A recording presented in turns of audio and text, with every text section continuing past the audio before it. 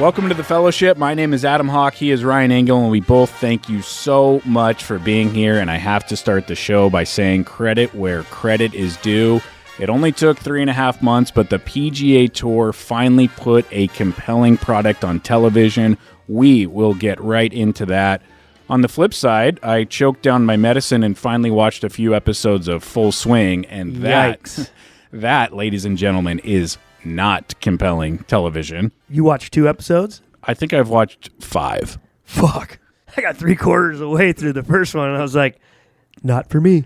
We'll get into that. My wife has a take on Rory McIlroy. Yeah, shut the fuck up. No, she's been watching Full Swing with me, and her take was, hit it with some chapstick, Rory. Guy has some very, very chapped lips. Yeah. He's been out in the sun a while, and I feel like he just has never applied any lip balm. Wow. It's kind of like the mom from Something About Mary. Yeah. Just leather, baby. Ryan and I are headed to the desert this weekend to play some golf at Indian Wells Country Club. Adam, you'll love to hear it. I can't wait, especially since we had a tee time last week that we had to cancel. Yeah, that's a bummer in more ways than one. Yes, but it will make this time even more special because we had to wait for it. Yep. All right, so I'm going to give the Players' Championship this past weekend a solid 9 out of 10. That's my rating. 10 out of 10 is reserved for the majors, but this is as good as it gets for a tour stop. Coming into it, we both said this is not the 5th major. The golf course is a little goofy. I think both of those things are still true, but this was a really, really good tournament. And as goofy as TPC Sawgrass is, there's something to be said about recognizability. If you, the golf fan living 3,000 miles away from Florida, know every single hole that's being played because you've seen it on television your entire life, there is something to be said about feeling familiar with the golf course. Yeah, good point. Yeah. And I think that's what makes Augusta National so special is I've never been there, but I know every nook and cranny of that golf course. So that's kind of what makes Sawgrass special. On top of that, the finishing holes, 16, 17, 18, par 5 that's very scoreable, 17 which can eat your lunch, and then 18 which requires a pretty crafty tee shot. They all look fucking scary, dude. They're all scary, and the tournament is kind of on the line right there, and that's what we saw on Sunday is the tournament did come down to 16, 17, and 18. Did you get to watch any of it? Yeah, I watched more of it on Saturday. A lot of the comments that I saw over the weekend that I do agree with as well is the coverage was really good. Few commercials. Yep. A lot of golf. Compelling storylines, bigger names on tour doing well, and somewhat of a dogfight. Nice to see Scotty chop it up with the boys and chalk up a 64, if you know what I'm saying. And let's not bury the lead. Scotty Scheffler goes back-to-back, not only at the Players, he was the defending champion, but back-to-back on the tour. He had just won at Bay Hill. We're not going to bore you to death with the stats. You can get those on any number of podcasts or websites, but Scotty Scheffler is in the middle of, quite simply, a historic run right now. It's, by all definitions, a heater. He is on a heater. Is Scotty Scheffler fun to watch for you? I love it. His ball striking it's something we've never seen before, and we were just talking before the episode. This guy from 180 yards out is picking his landing spot on the green. That's like something I do when I'm in the fringe chipping. He's playing a different game. He's doing something we haven't seen since Tiger Woods. He is having a statistical ball striking 2 seasons that we haven't seen since peak Tiger. And if he putted like Tiger did back when Tiger was in his prime, he would be on a 15 tournament win streak right now. However, there's a major difference between how Scotty Scheffler conducts himself on the golf course and how Tiger Woods conducts himself on the golf course. And you're a Lakers fan. You're very familiar with what Jerry Buss did to the Lakers when he bought them. And his whole philosophy was it's not enough to win. We have to put on a show. So we're watching Scotty Scheffler do something that's absolutely incredible, but he's almost doing it in a Dustin Johnson-like way. It's extremely flatline. You could argue that he has a boring, shucks kind of personality. He's not fist pumping. He's not getting the crowd going. He's very locked in to a monotone style of golf. The golf is exciting, but Scotty Scheffler himself is not, which is why I asked the question, is it fun to watch Scotty do this? Yeah, I think so, but I understand why some people wouldn't. But you know what? That's great because they're not going to be around long anyways. There's always people skimming off the surface, and you always have to take your knife, lean the cup over, and slide those guys down the garbage disposal. The true ingredients are at the bottom of the cup, Adam. Things get popular, things get trendy, you get an influx of people, but not everybody stays around this part this way this long. Speaking of the bottom of the cup, what did not find the bottom of the cup was Wyndham Clark's final putt on 18. Everyone has seen it by now. He had about 20 feet to force a playoff, and he rolled the rock. It violently hit the left lip on the low side of the golf hole. It did not spin a 360 around the hole like so many people want to tell you. It did exactly a 180, and then it came out. And yes, a lot of that golf ball went beneath the surface of the cup, but ultimately it got spit right back where it came from. Probably the cruelest lip out I've seen in a long time, but a lip out is a lip out. And hot take, you want that putt to go in, hit it in the heart. Yeah, low side, those usually don't go. Everybody knows that. It's so 2024 to be like, oh, not fair. And then also, good thing it hit the cup, because that thing was going 10 feet by, and missing that comebacker is probably like $300,000.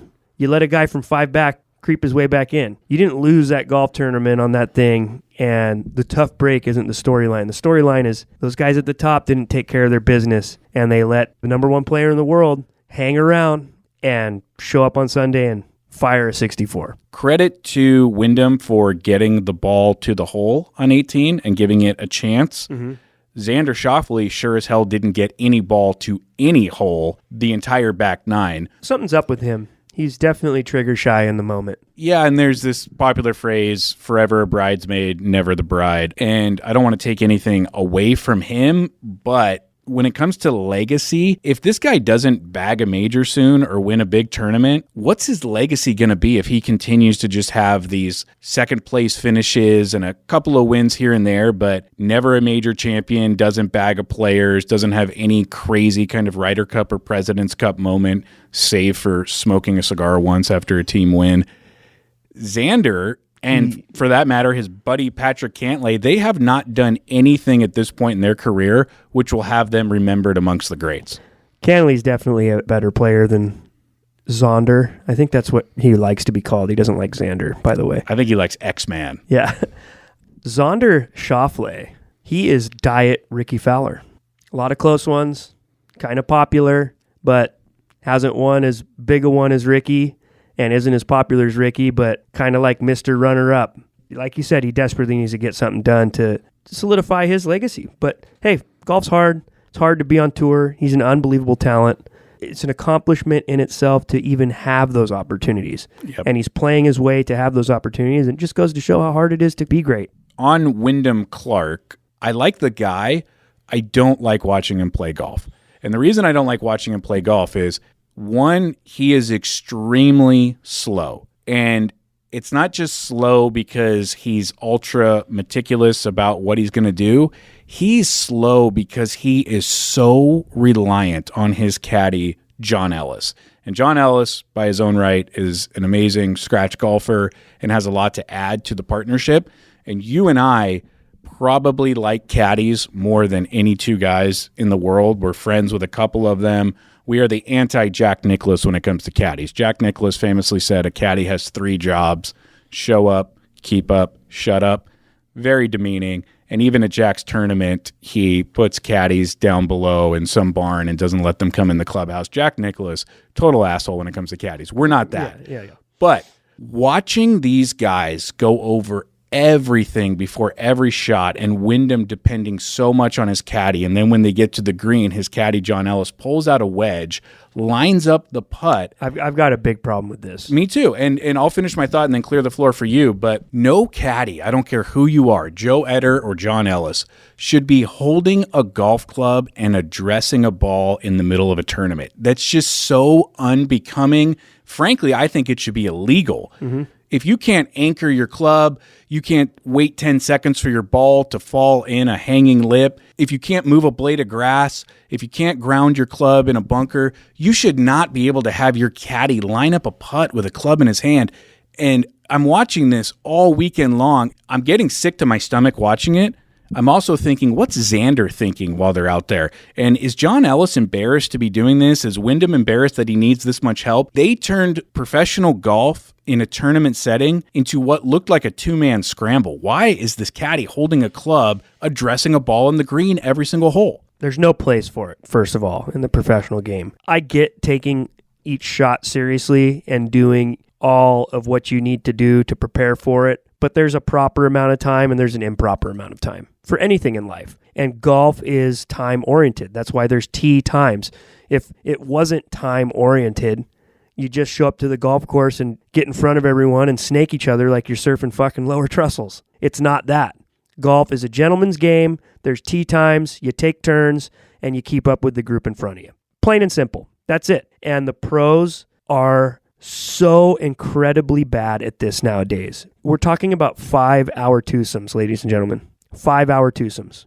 It is so incredibly wrong. What this tour and like the idea of how mentally you need to be a pro golfer nowadays, what it's become, and the amount of time these guys take, it's disgusting. Absolutely disgusting. Wyndham and his caddy, they are those guys. They are notorious for that. They do not play ready. They wait to start their whole kit and caboodle routine until the other guy's done hitting. It's so bad for the game. On top of it, I will say this about his caddy holding one of his clubs over a putt and standing in the hitting zone while Wyndham sits behind him and reads the putt. That whole thing kind of started with the LPGA Tour, and that's the one thing I despise about the gals. Their caddies are notorious for standing behind them while they line up for putts and being like, yep, good. That's cheating. You can give advice, talk clubs. You can't help golfers line up. It's not that kind of a teamwork thing. And I think there needs to be something in the rules that keeps that caddy out of that scenario. Drag me over the coals for it. I don't give a shit. I think it's lame. I think it's time consuming. No caddy should ever be holding a player's club and hovering over a ball with it. Ever. Especially on the green. The green is the sacred place. That's where you play in the game. You can't have help out there. Just like you can't ask your playing partner what he hit. Couldn't agree more. Don't like it, and I really think that it betrays the spirit of the game, that it's one player, one ball. And the caddy is infringing on becoming a player when he's addressing the ball and there's someone behind him lining it up. And if you're going to take green reading books out of these players' hands, you can't go address a ball like that. And they need to figure that out. They need to get that out of the game because it looks bad, it feels bad, it slows everything down. And if I'm Xander and I'm playing in that group, I wonder if that took him out of his rhythm a little bit. I know it'd take me out. Yeah. I can't play around shit like that. I lose my fucking mind. Right. I end up just playing faster just to prove a point. I will sacrifice my score to just show how dumb you're being. Speaking of rhythm, I was in a terrific rhythm yesterday on Sunday watching this thing. I was in one of the greatest rhythms of my life.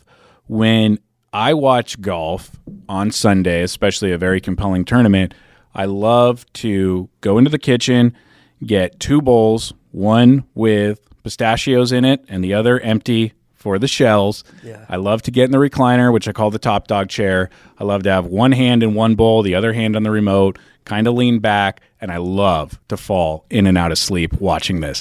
Now, my wife has this horrible habit of whenever I fall asleep watching golf. She has a question. Well, her question is, can we change the channel? And my answer is, I'm watching this. And she's like, no, you're asleep. And I'm like, this is part of the watching process. I need to doze in and out, and I need to wake up, and the golf needs to be on. There is nothing I like more than watching them on hole number 5, falling asleep, and waking up, and they're on 7, and the score has changed a bit. I love that. This is what I don't understand, is she has the audacity to believe in her head that I must find the golf boring if I'm falling in and out of sleep. But, and I learned this early on, watching my dad, this is science 101. It's been taught from the early ages of middle school all the way through Harvard University. You put a dad in a recliner, he's gonna fall asleep. It doesn't matter what hour of the day that it is. That dad is sawing logs within 5 minutes. And I am that dad. You're the male lion scratching his balls in the den, yawning. Yes. And when I wake up from these intermittent cat naps, I don't want to see that the channel has been changed to Real Housewives. That puts me in a state of panic. Also, though, that's a show you enjoy watching. Well, I'm more of a Vanderpump guy. But listen, am I wrong for saying that I want complete 5-hour autonomous control of the television on Sunday when I'm falling in and out of sleep watching it? Is that so wrong? It's iffy. Are you 100% cognizant and awake when you're watching golf? I mean, most of the time, but I know what you mean. There's something about that early afternoon quietness in the home and in the neighborhood on the weekends. Yeah. When you're just sitting there and you can hear the clock ticking. And you're just like, fuck, man. How about an uncomfortable nap with my neck all fucked up in some weird chair? I'm signing up for it right now. And this is what my wife always says, honey, why don't you go upstairs and stuff? And it's like, if I walk upstairs and lay down in my bed, I'll sit there and stare at the ceiling. Thank you. You put me in an uncomfortable position with the clock ticking, say good night. You're making me want to fall asleep just right thinking now. about it. Yeah. I could drink 4 espressos and sit in that chair and fall right to fuck asleep. To me, falling asleep is not an indication that you're bored. It's that you're at total bliss with your manhood. It's fucking nirvana. You've never been so de-stressed, decompressed, relaxed, and golf makes me so decompressed. Yeah. That I can't stay awake. And it's not because I think that the product is boring. Honestly, yesterday's final round was so compelling that I could not get out of the top dog chair. I'm with you. I get that. And I think we're all relating to that a lot. Instead of bringing me some friction, woman, why don't you just... Whoa. You can edit that out. I mean, what's going on at your house? I'm kidding, dude. Oh my gosh. But yes, I do love falling in and out of sleep watching golf. And I think a lot of guys relate to that. And I think a lot of guys also relate to you don't want to wake up and have the channel changed. Because if you're like me, and this is the last I'll say about it, these cat naps last 5 to 10 minutes. Yeah. And then I wake up for another 20 to 30. And then you have no idea of time, too. You're like, how long was I out there? Yeah, exactly. And I'm not doing this during the Valspar or the Mexico Open because guess what? I'm not plopped in the top dog chair watching the television for 5 hours on end. True. For those tournaments. Let's move on. We're going out to the desert on Saturday to play with our soon-to-be new friend, Jerry Azarin. I think the first question we're going to ask Jerry is, how do you pronounce your last name? And then I do have some bad news about this golf outing. What? I'm on right now what many would describe as a crash diet. Are you familiar with the term crash diet? Oh, God. What now, dude? Do you know what a crash diet is? No. So... You think I know what a diet is? A crash diet is a very, very extreme diet meant to get you very extreme results in a short period of time. It is not at all healthy or sustainable. God, I would have never guessed you'd be the kind of guy that would sign up for such a thing. And I'm on this crash diet because a couple of reasons. Do you have some time here? We were at the Nation Desert Classic last year, and the pictures came back. I didn't like what I saw. Ooh. I really, really didn't like what I saw. Very fat face, very fat stomach. Fat and happy. We're in the clothes making business. We make clothes, and when you don't look good in any of the clothes that you make, and then you're constantly in pictures, you want to change that up. It's not only looking bad in pictures, it's also the fact that 1 month from today, we will be in Indian Wells for the Indian Wells Country Club member guest, affectionately known as... The Powwow. The 66th annual powwow. Yes. And we are staying with our good friend, Tom Evans. How old is Tom Evans? Early 70s? I don't know. 2 years ago, if you had to guess, how much do you think Tom Evans weighed? $3. Okay. So you've got a guy in his late 60s, early 70s weighing 300 pounds. Last year, we stayed at his house. And how much do you think he weighed last year? A little less? A lot less. I would say 260, 250. Okay. Guy Yeah. looked like he dropped 50 pounds. Yeah. I'd say 40, 50 maybe, yeah. He was looking great. Yeah. This year, you ran into Tom Evans a couple weeks ago. I ran into a Casuelas Cafe in Palm Desert. Shout out to Ray Rodriguez. It's the best of all the Casuelas in the desert. Don't ever get too large Del Rey margaritas. You'll try to fight a saxophone player at the Hyatt.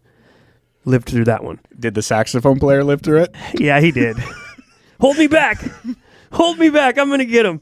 This gentleman with a freshly waxed bald head and just a perfectly trimmed goatee. His goatee is like so together and uniform and just like all one length. It's an Augusta fairway. Yeah. This ain't the second cut. I looked at him and I looked down. I keep eating and I looked back and I was like, holy shit, I almost didn't recognize him. The dude is disappearing. He's the disappearing man. He is thin to win. He looks like he's at fighting weight. Adam hates to hear it. Well, I'm very happy for Tom Evans that he looks great. What I am concerned about is that this will be our second year staying with him at his house. He lives in the desert. He has a pool. You and I spend a lot of time at that pool between our powwow rounds. We spend it with Tom Evans. It's the desert. It's April. Shirts are off. And I cannot live with myself if a 70-year-old who once weighed 300 pounds, who I am extremely excited for looking great and looking healthy, I'm not going to be able to live with myself at the age of 36 if he looks better at the pool than I do. Is that fair?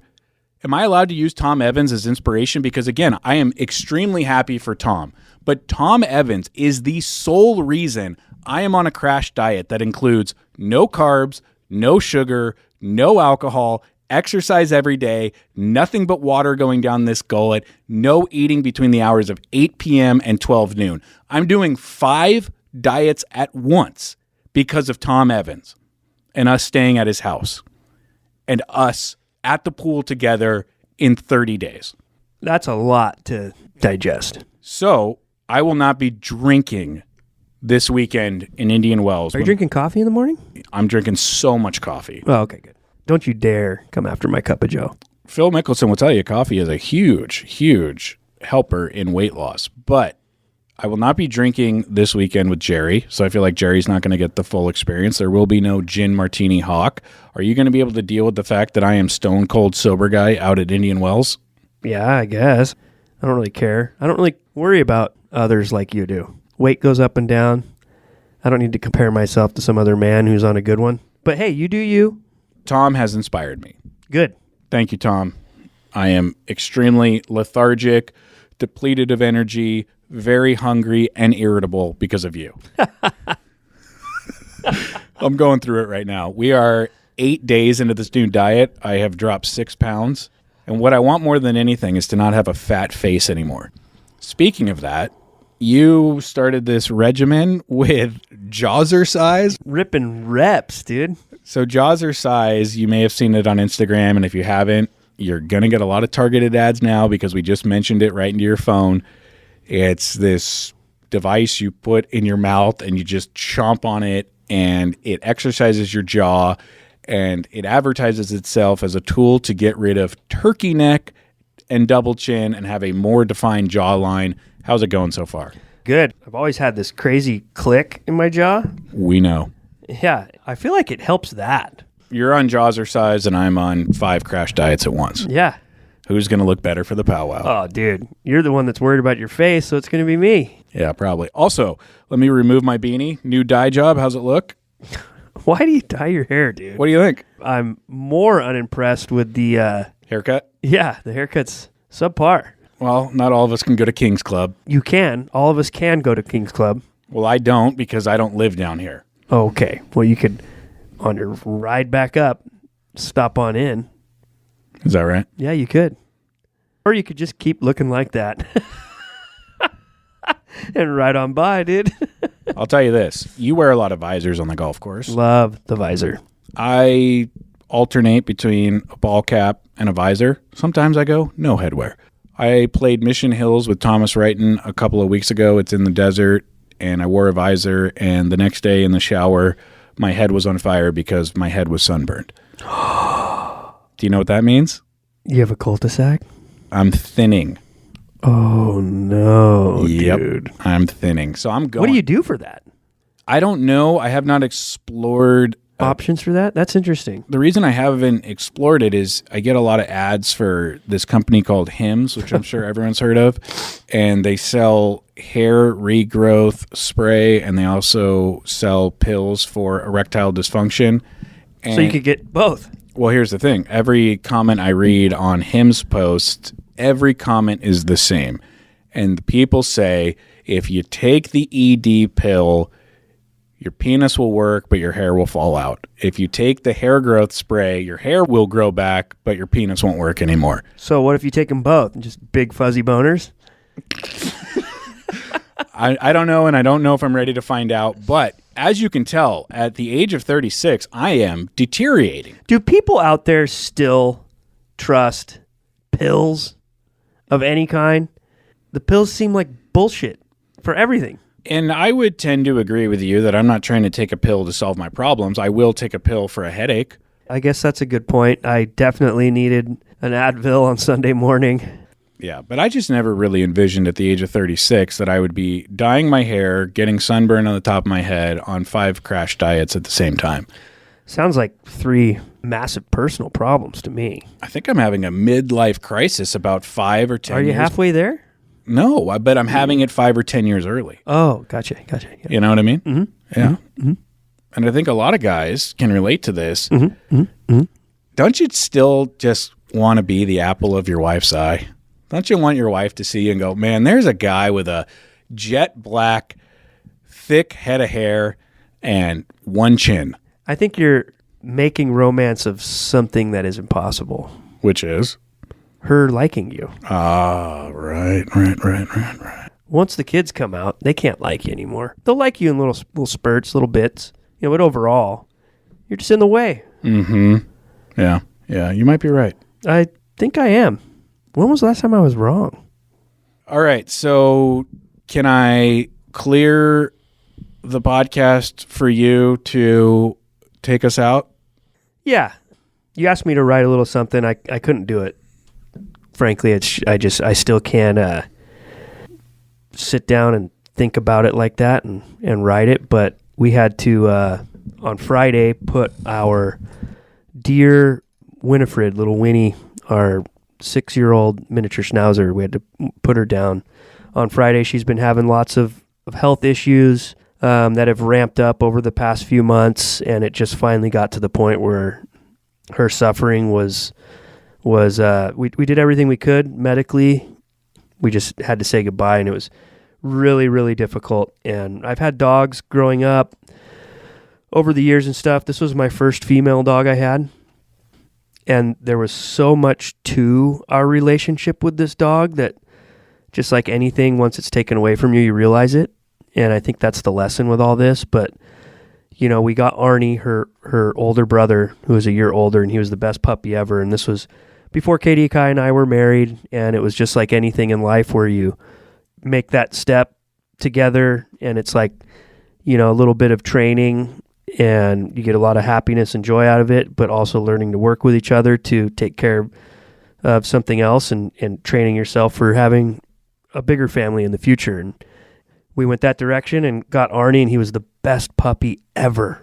Just so good and so smart. And we got a call from the breeder that was like, hey, we're having another litter. This is the last litter from this mom and dad, and there's one little girl left, and so we saw a picture of her, drove up there, and like, there's no way we're leaving without this dog, and the whole reason behind it was Arnie was so easy. We knew the breeder, and we wanted him to have a companion and stuff for like when we weren't home and things like that. And so there's, that aspect of that, watching their relationship as brother and sister.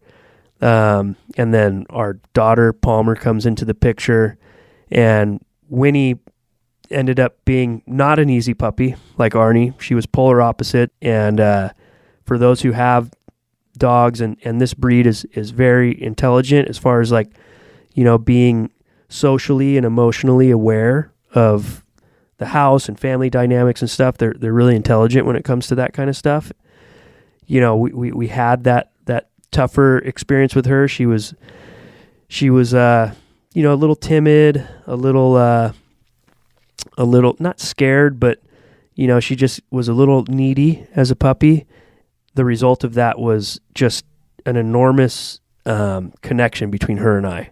She was a daddy's girl. I was kind of her person and her caretaker. And then when Palmer was born, she was, we're going through all these pictures, and she's in the crib with her. And it's just heartbreaking, to say goodbye to such a sweet soul that was such a big part of our family so early, and man, it wiped us out this weekend. We've been really struggling with it, just with all those dynamics, watching Arnie go out in the yard and sniffing around, and he's been walking the borders of our backyard, constantly, and it's like the dude's looking for her, and like this morning, Palmer woke up, and we got her this little schnauzer stuffed animal, and she slept with it last night, and her first words out of her mouth this morning is, "I miss Winnie," and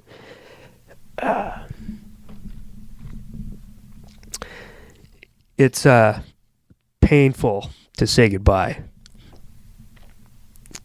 and it's really hard to be put in that position where you have to make that call, even though it's for the better. You know why you're doing it, but you got to hold them, say goodbye, and let the doctor do their thing, and just watch them leave. And man, that's tough. And then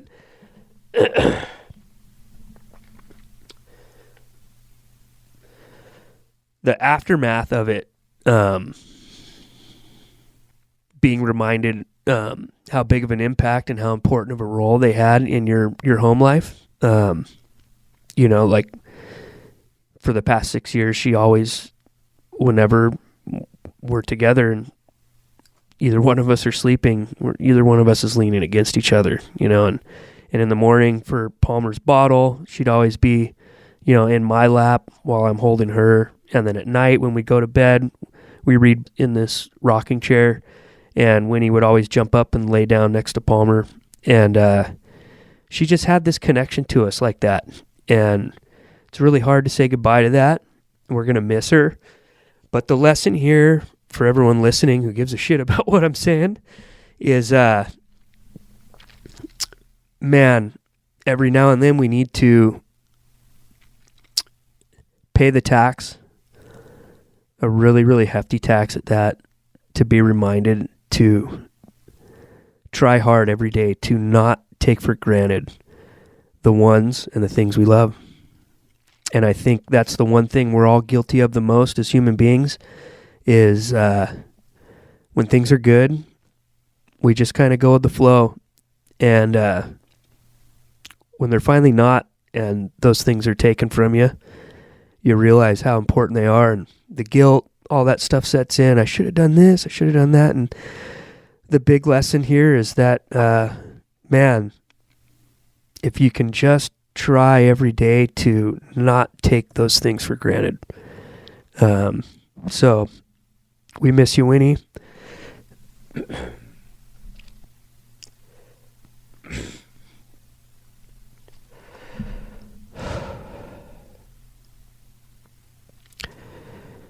And I look forward to seeing you again.